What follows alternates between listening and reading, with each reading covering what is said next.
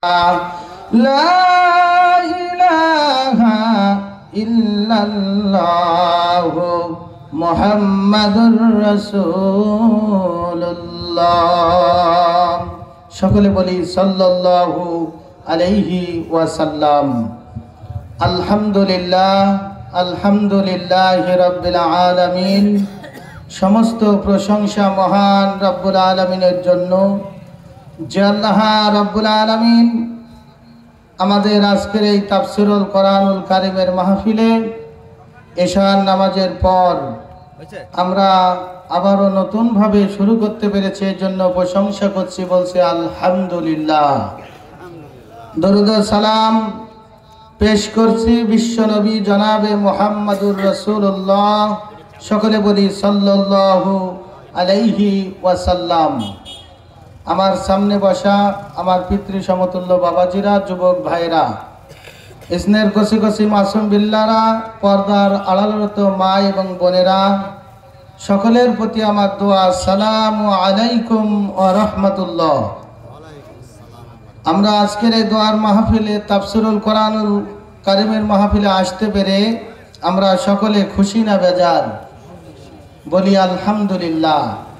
একটু জোরে বলুন আলহামদুলিল্লাহ। আল্লাহ রাব্বুল আলামিন আমাদেরকে যেই জায়গার মধ্যে অবস্থান করার তৌফিক দিয়েছেন, এই জায়গার এই মুহূর্তে মজা কি, এই জায়গায় বসলে কি হবে যদি আমার আপনার নিয়ত ভালো হয়। আল্লাহর নবী হুজুর পাক সাল্লাল্লাহু আলাইহি ওয়াসাল্লাম বলেন, প্রত্যেকটি মানুষের প্রত্যেকটি কাজ আমার আপনার নিয়তের উপর নির্ভর করে থাকে। বলি সুবহানাল্লাহ। পৃথিবীর সমস্ত কাজ নিয়তের উপর নির্ভর করে। এজন্য অসংখ্য ভাই বাবাজিরা এখনো ঘোরাফেরা করছেন। আমি আপনাদের অনুরোধ করব, আজকের এই তাফসীরুল কোরআনুল কারীমের মাহফিলে এসে বসে যান। আর যারা বসতে পেরেছেন তাদের জন্য আমার নবী কি সুসংবাদ দিয়েছেন। আল্লাহর নবী বলেন, যারা সর্বপ্রথম এসে বসে যায় কোরআনুল কারীমের যেই জায়গায় কথাগুলি আলোচনা করা হয়, হাদিস থেকে আলোচনা করা হয়, ওই জায়গায় যারা বসে আল্লাহ রাব্বুল আলামিন তাদের আমল নামায় 60 বছরের নফল ইবাদতের সওয়াব লিখে দেয়। বলি সুবহানাল্লাহ। কত বছর? 60 বছর নফল ইবাদতের সওয়াব বান্দা বান্দির আমল নামায় লিখে দেওয়া হয়, যদি আমার আপনার সুন্দরভাবে সেই দায়িত্বের মধ্যে আমরা থাকতে পারি। দায়িত্ব বলতে কি বোঝায়? দুনিয়ার মধ্যে অনেক সময় বলেন 5টা নিলে একটা ফ্রির ব্যবস্থা আছে। বলে কি বলে না যে 5টা নেবেন, অতিরিক্ত যে 5টা নেবে তাকে একটা জিনিস ফ্রি দিয়ে দেব, এটার কোনো টাকা পয়সা লাগবে না। আচ্ছা, কেউ যদি বলে যে আমি 5টা নিব না, যেটা ফ্রি আছে এইটা দেন, হবে? কথা বলতে হবে, হবে কি? তাহলে 5টা যদি আমার আপনার, আমি আপনি যদি 5টার ব্যবস্থা আগে না নিতে পারি, 5টা যদি আমার আপনার কেনা না হয়, আমার আপনার যেই একটা ফ্রি দেওয়ার কথা, 5টা না নিলে ওই একটি আমি আপনি পাবো না। জোরে বলুন কথা ঠিক কিনা? ঠিক। যারা এই এশার নামাজ এই হুকুম কার বলুন? আরো জোরে বলেন, হুকুমটা কার? এশার নামাজ আল্লাহর হুকুম। অর্থাৎ যারা আল্লাহর হুকুম ছেড়ে দেয়, মুসলমানের সন্তান হয়ে যারা মুসলমান দাবি করে, আল্লাহর ভালো বান্দা দাবি করে, আল্লাহ রাব্বুল আলামিন আল্লাহ জানাচ্ছেন, যারা নামাজ ছেড়ে দেয় এরা নিঃসন্দেহে কুফরে কাজ করেছে। নামাজ ছেড়ে দেওয়া কি কাজ? কুফরে কাজ। কুফরে যারা করে আল্লাহ রাব্বুল আলামিন বলছেন যারা কুফরি করে নবী আপনি জানিয়ে দিন, মানুষকে জানিয়ে দিন, শুনিয়ে দিন, আপনি জানান মানুষকে, এরা যদি কখনো আমি আল্লাহর কাছে ওরা দোয়া করে, আমি আল্লাহ রাব্বুল আলামিন ওদের দোয়া কবুল করি না। কাদের দোয়া কবুল হয় না? জোরে বলেন, কাদের দোয়া? যারা কুফরি করে, অর্থাৎ আল্লাহ রাব্বুল আলামিনের আদেশ মেনে নেয় না। এজন্য আমি মহাগ্রন্থ আল কোরআনুল কারীমের 2 নম্বর সূরা আমি আপনাদের সামনে তেলাওয়াত করেছি। আল্লাহ রাব্বুল আলামিন বলছেন, ইন্নাল্লাযীনা কাফারু সাওয়াউন আলাইহিম আনজারতাহুম আম লাম তুনজিরহুম লা ইউমিনুন। চিল্লা বলুন আল্লাহু আকবার। আর একটু জোরে সরে বলুন আল্লাহু আকবার। নিশ্চয় যে সকল লোক কুফরি অবলম্বন করেছে তাদেরকে আপনি ভয় দেখান বা নাই দেখান, উভয়টা তাদের পক্ষে সমান, তারা ঈমান আনবে না। কার কথা? জোরে বলেন, এই কথা কার? আল্লাহ রাব্বুল আলামিন আমার আপনার প্রিয় নবীকে বলছেন, নবী গো, কিছু সংখ্যক মানুষ আছে এমন যারা কুফরি অবলম্বন করেছে, আপনি তাদের যদি ভালো বিষয়ে জানান, মন্দ বিষয় যদি আপনি তাদেরকে নিষেধ দেন, এরা যতই ভালো কিছু করেন না কেন, এরা কিন্তু ভালো কথা, এরা কোনো রকমের কর্ণপাত এরা করবে না, এরা মনোযোগী হবে না, এদের দাওয়াত দিয়ে কোনো লাভ হবে না। এ কথা কার? ওরা ঈমান আনতে পারবে না। এজন্য এখান থেকে স্পষ্ট বুঝে নেওয়া যায়, আজকের এই তাফসীরুল কোরআন মাহফিল থেকে একটি জ্ঞান শিখে নেওয়া যায়। আমার আপনার এই যে মাদ্রাসার মধ্যে কত সুন্দর সাজানো হয়েছে, এই সাজানো জায়গায় আমার আপনার মন বসে না, এই জায়গায় আমরা বসতে পারি না। আমি যদি আপনাদের একটু উদাহরণ দিই আপনাদের কষ্ট হবে। এই যে মুরগি আছে, আমার আপনার মা বোনরা অনেক সময় ডিমগুলো ফুটায় বাচ্চা নেওয়ার জন্য। যেই মা ওই ডিমের ওপর যখন বসে তাওয়া দেয়, অর্থাৎ যেই ডিমগুলো মায়ের পেটের তলে থাকে, ওইগুলো একসময় বাচ্চায় পরিণত হয় না? বলেন হয় কি হয় না?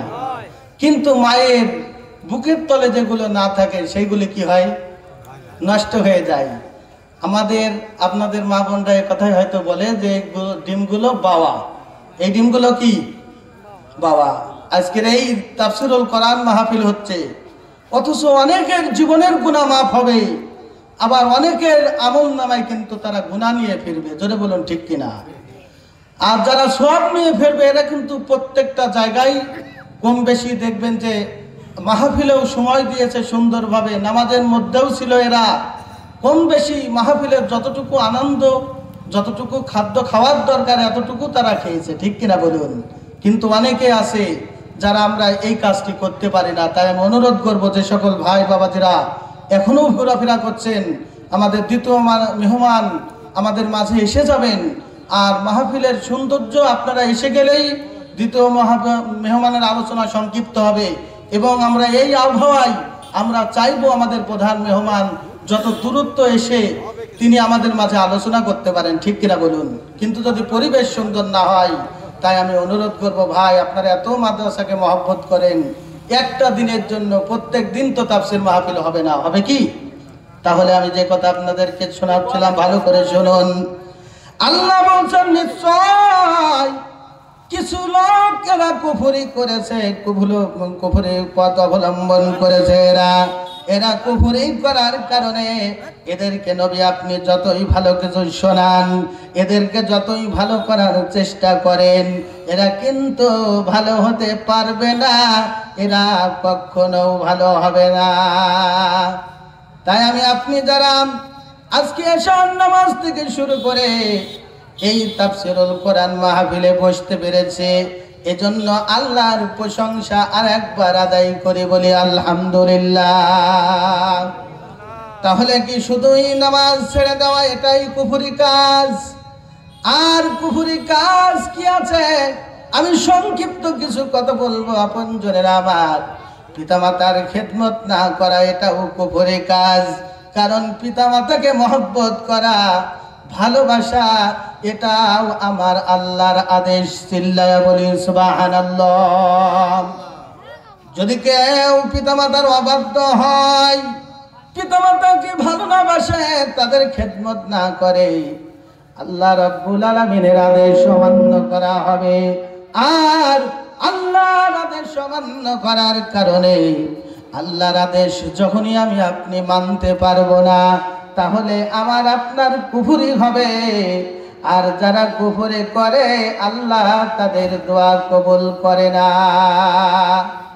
তাই কুফরির থেকে বাঁচতে হলে আল্লাহ রাব্বুল আলামিনের আদেশ শোনো। ও মুসলমান, তোমরা যারা তাওহীদের কালিমা পড়েছ, লা ইলাহা ইল্লাল্লাহু মুহাম্মাদুর রাসূলুল্লাহ, কালিমা পড়া মানে হলো আমার আপনার এখানে এক নাম্বার পড়ে নেওয়া। তিনটি সত্য, কয়টি সত্য জোরে বলুন? এক নাম্বার হলো পড়া, দুই নাম্বার কাজ হলো অন্তরে বিশ্বাস করে নেওয়া। কোথায়? অন্তরে বিশ্বাস করবে। আর তিন নাম্বার হলো কাজে পরিণত হবে। যদি আপনি এখন এই মুহূর্তে কালিমা পড়েন, আমার আপনার জন্য ফজরের রক্ত এসে যাওয়া মানে হলো ফজর থেকে আমার আপনার নামাজ শুরু করতে হবে। আর নামাজের কথা এতই বলা হয় কেন? নামাজের কথা জানানো হয় কেন? নামাজ এমন একটি গুরুত্বপূর্ণ ইবাদত, আল্লাহ রাব্বুল আলামিনের ঘোষণা। আল্লাহ বলছেন, ইন্নাস সালাতা তানহা আনিল ফাহশাই ওয়াল মুনকার, নিশ্চয় অশ্লীল খারাপ কাজ থেকে বিরত রাখতে পারে, তার নামই হচ্ছে নামাজ। সুবহানাল্লাহ। যারা নামাজ আদায় করে এদের জীবন থেকে অনেক অন্যায় কাজ আল্লাহ রাব্বুল আলামিনের পক্ষ থেকে দূরে সরিয়ে যায়। কিন্তু অনেক নামাজি আছে যারা অন্যায় ছাড়তে পারে না। তাহলে জানতে হবে তার নামাজও কবুল হয় না। জোরে বলুন কথা ঠিক কিনা?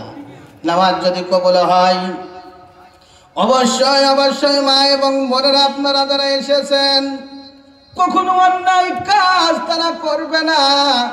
অন্যায় যখন করবে তাদের অন্তরে অবশ্যই অবশ্যই মনে পড়বে এটা অন্যায়, এইটা করা যাবে না।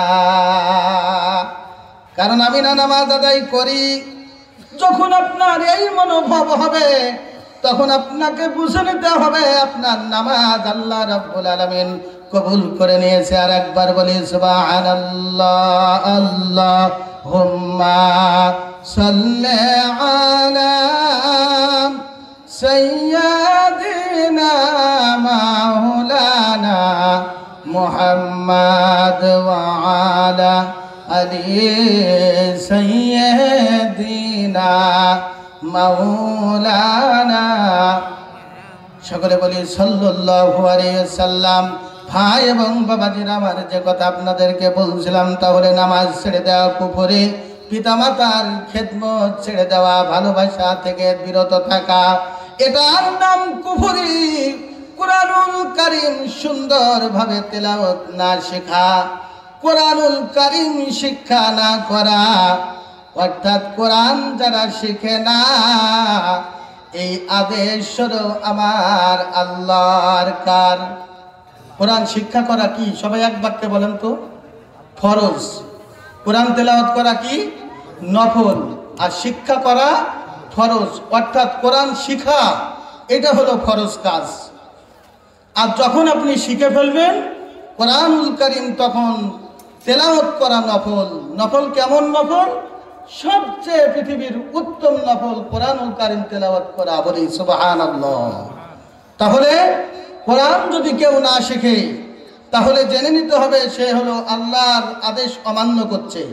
আর আল্লাহর আদেশ যে অমান্য করছে নিঃসন্দেহে এটা কুফরি কাজ। এজন্য আমাদের করণীয় কি? এখন যাদের হায়াত আছে এই মুহূর্তে তওবা করে আল্লাহ বাকি জীবন আমরা কোরআন শিক্ষা করার চেষ্টা করব। আল্লাহ তৌফিক দাও। জোরে বলুন কথা ঠিক কিনা? ভাই এবং বাবাজিরা আমার, জীবন একদিন ফুরিয়ে যাবে, এই জীবন একদিন আবার আপনার শেষ হয়ে যাবে। আহারে, কত সুন্দর ভাবে দুনিয়ায় আমাকে আপনাকে সম্মান করে, আর এই যে আমাদের হাজী সাহেব কত সুন্দর করে এখন আমাদের সভাপতির আসন গ্রহণ করলো। আল্লাহ না করো আমাদের ইতিপূর্বে যেই হাজী সাহেব সে এমনি ভাবে আমাদের সভাপতি ছিলেন, আহারে আজকে কিন্তু তিনি দুনিয়ার বুকে নেই। জোরে বলুন কথা ঠিক কিনা? এই দুনিয়ায় থাকলে কত মানুষ ভালোবাসে, কত মানুষ নাম ধরে সম্মান করে, অথচ আমি আপনি যখন দুনিয়ার থেকে চলে যাব আমার আপনার আগেই বলবেন মরহুম আব্দুল অমক এই দুনিয়ার থেকে ইন্তেকাল করে আছেন। আমরা ওই যে বলে ফেলি ইন্না লিল্লাহি ওয়া ইন্না ইলাইহি রাজিউন, বলি কি বলি না? তাহলে বোঝা যায় এই দুনিয়ার সংক্ষিপ্ত দুনিয়া আমাকে আপনাকে ছেড়ে দিতে হবে। যদি দুনিয়ায় থেকে আখিরাতকে কামাই করতে পারি আপনজনেরা আমার, আখিরাত যদি আমার আপনার জন্য কামাই হয় তাহলে আমার আপনার জীবন ধন্য হবে, নতুবা আমার আপনার আখিরাতে কিছুই থাকবে না। জোরে বলুন কথা ঠিক কিনা? সেই আখিরাত কামাইয়ের জন্য আমার আপনার যা করণীয়, এই যে আজকে আপনারা যেই জায়গায় বসেছেন এখানে অসংখ্য ছাত্র ভাইয়ের আমার, ছোট্ট ছোট্ট ছাত্র থেকে বড় বড় অনেক বড় ছাত্র আমাদের মাঝে উপস্থিত আছেন। আমি বলতে চাই এগুলি কিন্তু আপনাদের অবদান রয়েছে। আপনাদের এখানে অনেক অর্থ খাবার আপনারা এদের পেটে ব্যয় করে থাকেন। আল্লাহ না করুক এর এক অংশ আপনার আমার আমল নামাই থেকে যায়। জোরে বলুন সুবহানাল্লাহ। তাই আমি আপনাদের সংক্ষিপ্ত একটি জীবনী আপনাদের সামনে তুলে ধরব। আল্লাহর আদেশ অমান্য করলে আল্লাহ জান্নাত দিবে না। তিনজন ব্যক্তি আপনজনেরা আমার, এরা কষ্টই পড়ে গেল। গুহার মধ্যে এরা সফরে গিয়ে বড় পাহাড়ের কাছে গিয়ে এরা একটি গুহার কাছে আশ্রয় নিতে গিয়ে আপনজনেরা আমার এই গুহার মুখে একটি বড় পাথর এসে আটকিয়ে গেল। তিন বন্ধু তখন গুহার ভিতরে তাদের নিজ নিজ শক্তি দিয়ে পাথরটাকে সরানোর চেষ্টা করলো, কিন্তু ওই গুহার মুখ থেকে পাথর এক চুল পরিমাণ তারা সরাতে পারে না। সুবহানাল্লাহ বলবেন না? যখন ওদের প্রত্যেকে সুন্দরভাবে তাদের সমস্ত শক্তি একত্রিত করে পাথর সরানোর চেষ্টা করলেন, যখন পাথর সরে নাই ওরা তখন বুঝতে পেরেছে আল্লাহ আপনি ছাড়া বাঁচাবার কেউ নাই। এজন্য মাঝে মাঝে বিপদ না হলেও আল্লাহকে ডাকা হয় না। যত দেখবেন বিপদে পড়ছেন আল্লাহর প্রশংসা করবেন, আলহামদুলিল্লাহ আল্লাহ আপনি আমাকে স্মরণ রেখেছেন। কি রেখেছেন বলুন? আপনার যদি জ্বর হয় প্রশংসা করবেন আল্লাহর। কার? অল্পই বিপদে পড়েছেন প্রশংসা করবেন কার? আল্লাহর। কারণ আল্লাহ আপনাকে মনে রেখেছে। সুবহানাল্লাহ, আপনাকে ভালোবাসছেন আল্লাহ। কারণ বিপদ না হলে, বিপদে না পড়লে আমি আপনি আল্লাহকে ডাকি না। যদি এই মুহূর্তে আমি আপনি অসুস্থ হয়ে যাই, ডাক্তারের কোনো ঔষধ যদি কাজে না লাগে, আমি আপনি বারবার একজনের কাছে বারবার বলতে থাকি, আল্লাহ আমি আমার কোনোভাবে শান্তি পাই না, আল্লাহ আপনি আমাকে একটু শান্তির ব্যবস্থা করে দেন। সুবহানাল্লাহ। এর বিনিময় আমার আল্লাহকে ডাকা হচ্ছে কাকে? তাই ওই গুহার ভিতরে যারা আটকে গেল, এরা তখন বলতেছে, আল্লাহ আপনি ছাড়া আমাদের বাঁচাবার কেউ নেই। ওরা তখন তিন বন্ধু ওরা একটি আলাপ আলোচনা করলেন, আমাদেরকে এই গুহার ভেতর থেকে বাঁচাবে এমন সাধ্য কারোর নেই, একজন আমাদের বাঁচাতে পারেন, তিনি আমাদের আল্লাহ। এজন্য আমাদের এখন করণীয় হলো আমাদের জীবনের ভালো কিছু কাজের কথা আমরা আল্লাহর কাছে বলি, যেই কাজের বিনিময়, যেই কাজের উপর খুশি হয়ে আমার আল্লাহ আমাদেরকে এই কঠিন বিপদ থেকে বাঁচিয়ে দেবে। চিল্লায়া বলি সুবহানাল্লাহ। তখন সর্বপ্রথম এক ব্যক্তি ওই আল্লাহর কাছে, আমার আপনার রবের কাছে বলছেন, রব্বুল আলামিন, আল্লাহ এই পৃথিবীতে আল্লাহ আপনার ভালোবাসা, আপনি ভালোবাসা আপনাকে বোঝানোর জন্য আপনি যে সবচেয়ে বেশি ভালোবাসতে পারেন, এত বেশি ভালোবাসেন আপনি, এই ভালোবাসা বোঝানোর জন্য পৃথিবীতে আপনি আমাদেরকে দান করেছেন বাবা মা। সুবহানাল্লাহ। আল্লাহ কাকে দান করেছেন? বাবা মা। বাবা মায়ের মতো এত ভালোবাসা পৃথিবীর আর কেউ দিতে পারবে না। পারবে কি? জোরে বলুন, পারবে ভাই বাবাজির আমার?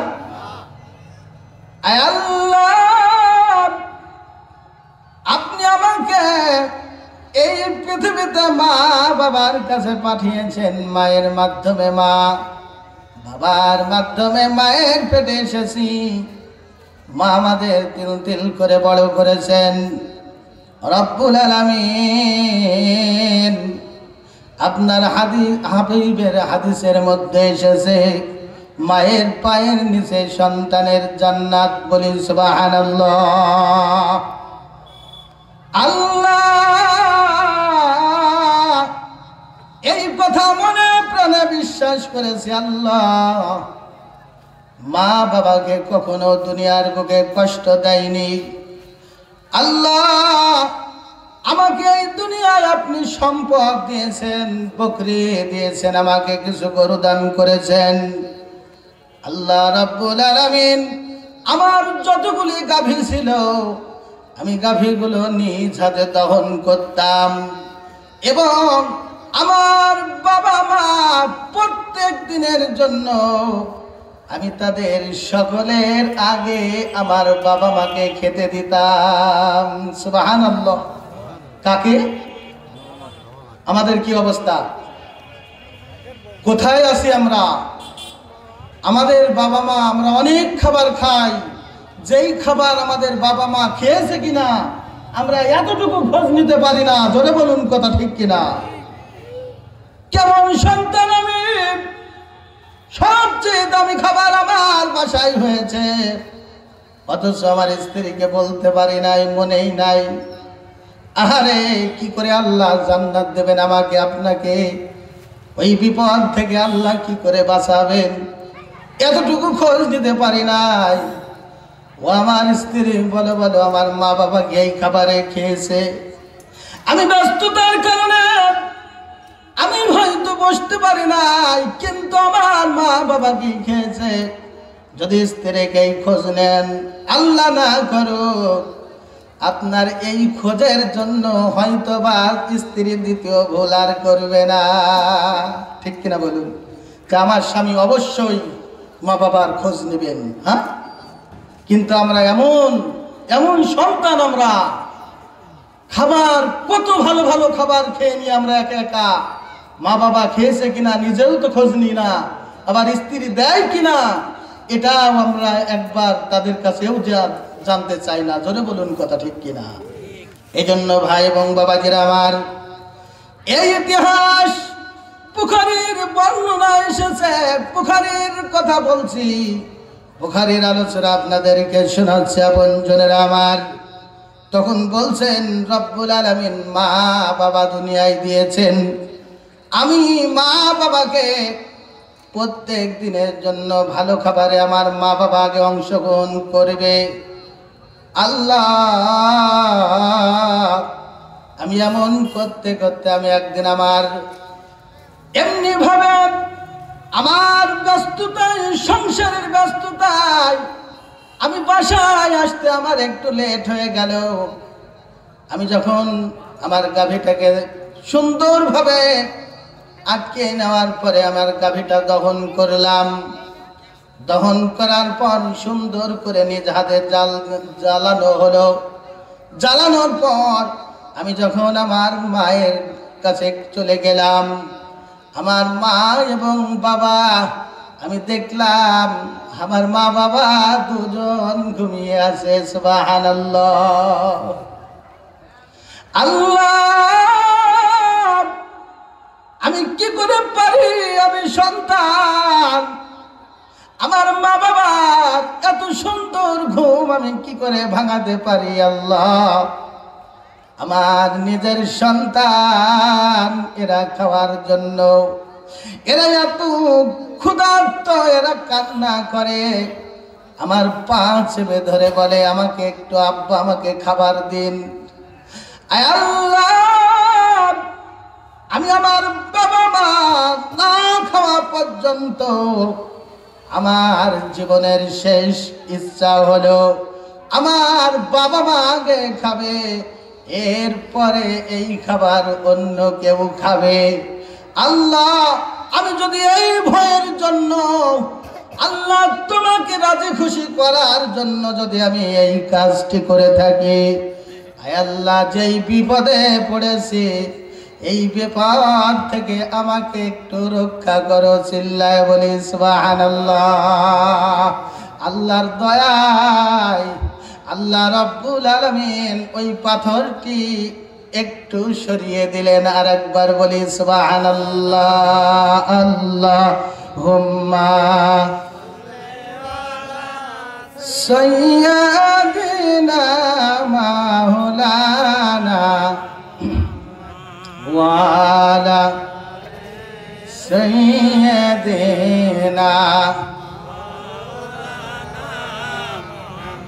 ভাই এবং বাবাজিরা আমার, তাহলে আল্লাহ রাব্বুল আলামিনের খুশির জন্য উনি ভালো কাজ করেছেন, আর এই ভালো কাজের বিনিময় আমার আল্লাহ রাব্বুল আলামিন ওই কঠিন সময়, যেই সময় তারা বিপদে পড়েছেন, আমার আল্লাহ ওই বিপদ থেকে তাকে রক্ষা করছেন। বলি সুবহানাল্লাহ। আল্লাহ রাব্বুল আলামিন ওয়াদা করেছেন, আল্লাহ কুরআনুল কারীমে বলেছেন, যখন আমার কোন মুমিন ব্যক্তি বিপদে পড়বে, আমার মুমিন ব্যক্তি যখন বিপদে পড়ে যায়, আমি আল্লাহকে স্মরণ করে, আমি আল্লাহ আমার মুমিন বান্দাকে সাথে সাথে আমি আল্লাহ রাব্বুল আলামিন তার বিপদ থেকে আমি আল্লাহ রক্ষা করব। চিল্লায়া বলি সুবহানাল্লাহ। কিন্তু আমাদের কি করণীয় আছে? আমরা কি করি? পৃথিবী আমাদেরকে সব কিছু শেষ করিয়েছেন, পৃথিবী আমার আপনার জন্য মধুর মতো কাজ করতেছে, আমি আপনি যে দুনিয়ার থেকে বিদায় নেব, এই কথা আমাদের ভুল হয়েছে, ঠিক কিনা বলুন? আহারে, যদি আমার আপনার দুনিয়া ছাড়তে হবে এই কথা মনে থাকতো, তাহলে তো আমি আপনি কেউ ফজরের নামাজ ছাড়তে পারতাম। কি যে রাত, 5টা কোন জায়গায় 45-এ জামাত, কোন জায়গায় 50-এ জামাত, নাকি বলছেন বাবাজি? যদি এই যে এশার জামাত হলো 7টা 15 মিনিটে, যদি কেউ চা খায় এরপরেও যদি ঘুমিয়ে যায়, এত বড় রাত ঘুম সুন্দর হবে, অথচ এরপরে এত সুন্দর ঘুম হয়, ঘুম থেকে জেগে আলহামদুলিল্লাহ বলে না, আল্লাহর প্রশংসা করে না, আর এমনি ভাবে ফজরতে যাওয়াই হয় না। আমি বলি আল্লাহর যে কি দয়া, আল্লাহর কি ভালোবাসা, আল্লাহ আমাদের কে ভালোবাসে, কত যে ভালোবাসে, এত ভালোবাসা কি করে বোঝাই। আহারে আল্লাহ রাব্বুল আলামিনের কত আদেশ আমরা অমান্য করি, কত আদেশ যে ছেড়ে দিচ্ছি, এরপরেও আল্লাহ আমাদের শান্তিতে রেখেছেন। কি বলছেন? আহা, কথা বলতে বাকি নেই, সব কথা শুনেছেন আপনারা। এখন শুধু আমলে পরিণত করা দরকার, আমলের প্রয়োজন। এজন্য আপনজনের আমার এত কথা হয়, সব কথার শেষ যদি আপনিও জানেন। কবির কথা বলে, আহারে বলছে কেমন করে ঘুমাও মানুষ, একটু ফজর, ওই যে কেমন করে ঘুমিয়েছো ফজর করে কাজা, কেমন করে ঘুমাও তুমি ও মানুষ, কেমন করে ঘুমাও তুমি ফজর করে কাজা, এমন তো হতে পারে তোমার জোহরে জানাজা। জোরে বলেন ঠিক কিনা? ফজর করে কাজা, ফজরের পরে যদি আমার আপনার ডাক আসে, নাম ধরে যদি মরহুম বলে, 10টা মানুষ বাঁচতে দিবে না, কবরের বাড়িতে থাকতে হবে। কোন বাড়ি? যেই কবরের কথা দুনিয়ায় এখন আসি, মাহফিল শেষ হবে, এই গ্যারান্টি কেউ দিতে পারে? আওয়াজ করে বলেন, পারে? পারে না। কিন্তু কবরের কথা আমার আপনার বিশ্বনবী বলছেন কমপক্ষে 40,000 বছর। কত হাজার? 40,000 বছর যেই জায়গায় থাকতে হবে আপনজনের আমার, এই জায়গার ব্যবস্থা করা দরকার আছে না নেই? সেই ব্যবস্থা কি? যদি কেউ মরে যায়, হাদিসের মধ্যে আছে ইদা মাতাল ইনসান ইনকাতা আমালুহু ইল্লা মিন সালাস, যখন কোনো ব্যক্তি মরে যায় তার 3টি আমল ছাড়া আর কোনো আমল জারি থাকে না। 1 নাম্বার হলো সদকাতুল জারিয়া। 1 নাম্বারটা কি? সদকা করে যাওয়া, মসজিদে টাকা দেওয়া, মসজিদে ওই টাকায় যতগুলি ভালো কাজ হবে, আল্লাহ না করুক যেই জায়গায় দাঁড়িয়ে নামাজ হচ্ছে এই জায়গার মধ্যে আপনার ওই টাকা আছে, এইটা থাকার কারণে আল্লাহ আপনার আমল নামায়, আপনি যে কবরে আছেন এই সওয়াব আপনার আমল নামায় থাকবে, বলি সুবহানাল্লাহ। আপনি ভালো কাজে আপনার টাকা ব্যয় করেছেন, কিন্তু অন্যায় পথে কখনো ব্যয় করা যাবে না। এজন্য গানের টাকা দেবেন কি দেবেন না সেটা আপনার বিবেক। গানের জন্য যদি দেন, ওরা যদি নাচ করে, ওই নাচের কারণে যদি ওদের গুনাহ হয়, আপনার কবরে ওই গুনাহ পৌঁছে যাবে। জোরে বলুন কথা ঠিক কিনা? এজন্য কোথায় দান করবেন আর কোথায় করবেন না এটাও আপনার বিবেক। আপনাকে অনুরোধ করে যাব ভাই এবং বাবাজির আমার, প্রত্যেকটি কাজ আপনি নিজেই চিন্তা করবেন, এটা ভালো কাজ না অন্যায় কাজ। আপনার যদি সুন্দরভাবে আপনার বিবেক সাড়া দিয়ে দেয়, এটা অন্যায় করা যাবে না, করবেন না, আর এটা ভালো করে ফেলবেন। আল্লাহ আপনার এমনিভাবে এক অংশ আপনার জন্য আল্লাহ রাখবেন, বলি সুবহানাল্লাহ। 2 নাম্বার, কোনো ভালো উপদেশ, কোনো ভালো জ্ঞান। এই যে আপনাদের দ্বারা এই মাদ্রাসা পরিচালনা করা হচ্ছে, কাদের জন্য? অত্র এলাকার মানুষ। আমি কম বেশি আপনাদের এদিকেই চলাফেরা করি, কত মানুষ আমার বারবার ওই যে মনে পড়ে যাচ্ছে, আরে হাজী সাহেব থাকতেন, এখন বাবাজি আছেন, একদিন থাকবে না। কিন্তু এই যে অসংখ্য ছাত্র যারা এই কোরআনুল কারীম, আমার আপনার অবদান রয়েছে রে, এই অবদান থাকার কারণে আল্লাহ রাব্বুল আলামিন আমরা যদি মরে যাই, মরে যাওয়ার কারণে আল্লাহ এই এক অংশ কবরে পৌঁছিয়ে দেবে। জোরে বলে সুবহানাল্লাহ। তাহলে ভালো কোনো উপদেশ দেওয়া এটাও সওয়াবের কাজ, কিন্তু আজকে ভালোর উপদেশ দেওয়া হয় না, অন্যায় কাজের জন্য উপদেশ দেওয়া হয়। কোনো মায়ের কাছে যদি কোনো এমনিভাবে কোনো বৌমা যায়, আমার শাশুড়ি এই করে সেই করে, ও আবার এমন কাজ করে বলে ভিন্ন হতে তোমার কি হয়? কি বলছে? যে আলাদা হতে পারো না, ভাগ করে খাও, একটা ডিম একলা খেতে পারবা। কিন্তু ওইটা যদি ভালো কোনো শাশুড়ি হতো, মা তোমার শাশুড়ি কি সারা জীবন বেঁচে থাকবে? হ্যাঁ না, কি বলছেন? এই যে ওই মায়ের জন্য এই মেয়েটা ভালো হতো, এর আমল নামায় এক অংশ থাকতো। বলি সুবহানাল্লাহ, আরো জোরে বলি সুবহানাল্লাহ। এই যে নামাজ পড়ে না ভাই, একটু নামাজে আনেন না ভাইজান, আসেন নামাজে আসেন। নামাজে আসলে এশার নামাজ পড়লে যে কত সুন্দর ঘুম হয় ভাই, একদিন আসেনই না, এমন দাওয়াত দেন। আল্লাহ না করুক আপনি থাকবেন না, এশার নামাজ সেই ব্যক্তি চালু রেখেছে, আপনি কবরের মধ্যে এক অংশ সওয়াব পেয়ে যাবেন। বলি সুবহানাল্লাহ। আপনজনের আমার তাহলে নিঃসন্দেহে মাদ্রাসার সাথে যারা জড়িত থাকবে, আপনজনের আমার, এরা মরে গেলে এদের জন্য কপালটা ভালো হবে। এদের নাক আল্লাহ না করুক, এর বিনিময় তাদের জন্য জান্নাত থাকবে। আর একবার বলি সুবহানাল্লাহ।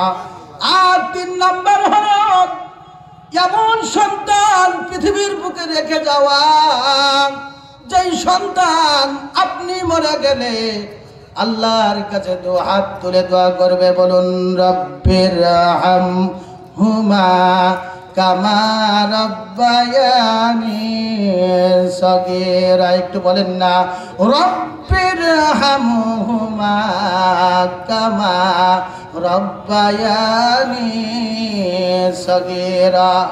আহারে মা বাবা দুনিয়ায় নেই, ও তখন আল্লাহর কাছে বলছে, আল্লাহ আমার মা বাবা শৈশবে আমার জন্য কষ্ট করেছে, এই যে প্রচন্ড শীত, এই সময় কমপক্ষে যারা শিশু আছে, যাদের সন্তানের অল্প বয়স বলেন, এরা রাত্রে কখনো 3 বার 4 বার পেশাব করে কি করে না? করে কি করে না বলেন? মা অনেক বাবা এদের পোশাকটা আবার পাল্টিয়ে দেয়, আবার নতুন করে ঘুম ভাঙে। মা বাবা কত কষ্ট করছে দেখেন। আল্লাহর কাছে তখন ওই সন্তান এভাবে দাবি করছে, আল্লাহ ও আল্লাহ, আমার মা বাবা আমার জন্য শৈশব কাল থেকে আল্লাহ আমাকে লালন পালন করেছেন, আমার মা বাবা। আল্লাহ আজকে আমার মা বাবা দুনিয়ায় নেই, আল্লাহ তোমার রহমতে আমার বাবা মাকে এভাবে লালন পালন করিও।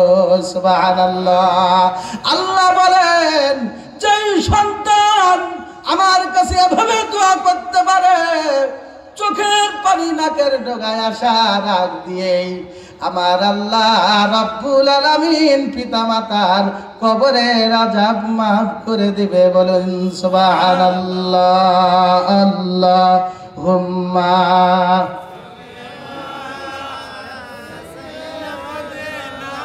মাওলানা মুহাম্মদ ওয়া আলা আলি সাইয়্যিদিনা ভাই এবং বাবাজির আমার, এই যে 8:30 পর্যন্ত আমি একটা আপনাদের অল্প করে একটা হাদিসের গল্প শোনাই। আবু হুরায়রা রাদিয়াল্লাহু তাআলা আনহু, তিনার পেটে এত ক্ষুধা, খুব জোর দরুদ বলবো, কথাটি ভালো করে খেয়াল করুন। তিনার ক্ষুধার জন্য আল্লাহ রাব্বুল আলামিনের হাবিবের সাহাবী হযরত আবু বকর সিদ্দিককে লক্ষ্য করে দেখছেন, আবু বকর আসতেছে। আবু বকরকে আসা দেখে তিনার মনোভাব হলো, আমি যদি আবু বকরের সাথে কোরআন থেকে কথা বলি, কথা বলতে বলতে হয়তো আবু বকর সিদ্দিক রাদিয়াল্লাহু তাআলা আনহু আমার খোঁজ নেবেন, হয়তো আমাকে বাসার দিকে নেবেন, বাসায় নিয়ে কিছু খেতে দেবেন। সুবহানাল্লাহ। এমন ধারণা করলেন। আবু বকরকে দেখে যখন আবু বকরকে সালাম দিলেন, আবু বকর সালামের জবাব দিয়ে দিল। সুন্দরভাবে কোরআন থেকে কিছু আলোচনা, নবীর জীবন থেকে কিছু কথা হলো। আবু বকর কথাগুলি শুনলেন, শেষ করার মুহূর্তে আবু বকর চলে গেলেন। কিন্তু আবু হুরায়রার আশা কি পুরা হলো? হলো না। দ্বিতীয়ত দেখলেন অর্থ জাহানের খলিফা হযরত এমনি ভাবে উমর রাদিয়াল্লাহু তাআলা আনহু আসছেন। উমরকে একই আশা নিয়ে কোরআন থেকে সুন্দর করে আলাপ আলোচনা শুরু করলেন, কোরআন থেকে কথা বললেন। নবীর জীবন থেকে কথা বলার পর হযরত উমর চলে গেলেন। কিন্তু আমি জানতে চাই আবু হুরায়রার আশা কি পুরা হলো? এখনো হয়নি। আমার আপনার মার নবী, দয়ার নবী আসছেন গো। আসার সাথে সাথে বিশ্ব নবী আমার আবু বকর এমনি ভাবে আবু হুরায়রা নবীকে সালাম দিলেন। নবী সালাম দেওয়ার পরে জবাব দিলেন। নবী জবাব দিয়ে আমার বিশ্ব নবীর দিকে এমনি ভাবে আমার বিশ্ব নবী আবু হুরায়রার মুখের দিকে তাকিয়ে হাসলেন। সুবহানাল্লাহ। নবী মুস্কি হাসলেন। নবীর কথা বলে শেষ করা যাবে না। আল্লাহ রাব্বুল আলামিন বলেন, এমন একজন নবী প্রেরণ করলাম, সূরা কলমের মধ্যে জানালাম। এত সুন্দর উত্তম চরিত্র দুনিয়ায় আর কারো হতে পারে না। চিল্লায়া বলি সুবহানাল্লাহ। সবচেয়ে চরিত্রবান আমার আপনার নবী কে বলুন? আমার আপনার নবী। আল্লাহ আমার আপনার নবীকে সবচেয়ে চরিত্রবান বানিয়েছেন। এই সময় এখন একটু লক্ষ্য করে শুনুন আপনজনেরা আমার। এরপরেও আমার নবীকে নিয়ে অসংখ্য মানুষ, অসংখ্য দুনিয়ার মানুষ এমন আছে যারা নবীকে নিয়ে বাজে মন্তব্য করে, আছে না নেই? এরা যারা নবী সম্পর্কে বাজে মন্তব্য করে, এদের নিজেদের দোষ না, এরা হলো জারজ সন্তান। বলেন এদের দোষ নেই, এরা কিন্তু অবৈধ সন্তান। আল্লাহ বলেন কোন বৈধ পিতার বৈধ সন্তান নবী ব্যাপারে বাজে মন্তব্য করবে না। যারা করবে এরা হলো জারজ সন্তান। এজন্য আপনজনেরা আমার খুব ভালো করে খেয়াল করবেন। এই পৃথিবীর বুকে এখন আমরা যাদের সাথে জড়িত আছি, কোন নেতার চরিত্র ফুলের মতো পবিত্র বলা যায়? কথা কন না কেন? বলেন দল বল নির্বিশেষে আল্লাহর জন্য কথা বলতে হবে। কার জন্য বলতে হবে? এই পৃথিবীর এখনো অমুক নেতার চরিত্র ফুলের মতো পবিত্র বলা যায় না। কারণ এমনি ভাবে ওই ব্যক্তি সুদের লেনদেন থাকতে পারে কি পারে না? ওই নেতা অন্যের হক মেরেছে পারে, কিন্তু একজন কোন মানুষের হক নষ্ট করে নাই। তিনি হলেন জনাবে মুহাম্মদুর রাসূলুল্লাহ সাল্লাল্লাহু আলাইহি ওয়াসাল্লাম। জোরে বলুন সুবহানাল্লাহ। আল্লাহুম্মা সাল্লি মাওলানা ওয়ালা সাইয়্যিদিনা। আমি শেষ করব একটু নবীর মহব্বতে একটু বলেন না। সালাতু সালাম জানাই দরুদ সালাম জানাই আপনার উপরে নবী গো, আমরা গুনাহগারে। বলেন না সালাতু সালাম জানাই দরুদ সালাম জানাই আপনার উপরে নবী গো, আমরা গুনাহগারে, আমরা গুনাহগার গো নবী, আমরা গুনাহগারে নবী গো, আমরা গুনাহগারে। কোরআন শুনেছি আমি, ও গুনাহগারের বান্ধব তুমিও, করবা না করো দয়া মহিমা তোমার নবী গো, আমরা গুনাহগারে। সালাতু সালাম জানাই দরুদ সালাম জানাই আপনার পরে নবী গো, আমরা গুনাহগারে। বলেন সুবহানাল্লাহ। আল্লাহ চেয়ার দেবেন, নবী আপনি বসে পড়ুন। আল্লাহ রাব্বুল আলামিনের হাবিব বলবেন, আল্লাহ আজ আমি বসবো না, কারণ আমি বসে গেলে আমার উম্মত জাহান্নামী হয়ে যাবে। নবী নবী আমাদের জন্য কষ্ট করেছেন, অথচ সেই নবীকে নিয়ে আমরা কিন্তু কষ্ট করতে পারি না। অনেক সময় নবীর মহব্বতের দাড়িটাই রাখতে পারি না, ঠিক কিনা বলুন? ফতোয়াবাজি করে, দাড়ি না রাখলে ইসলামের কি আসে যায়?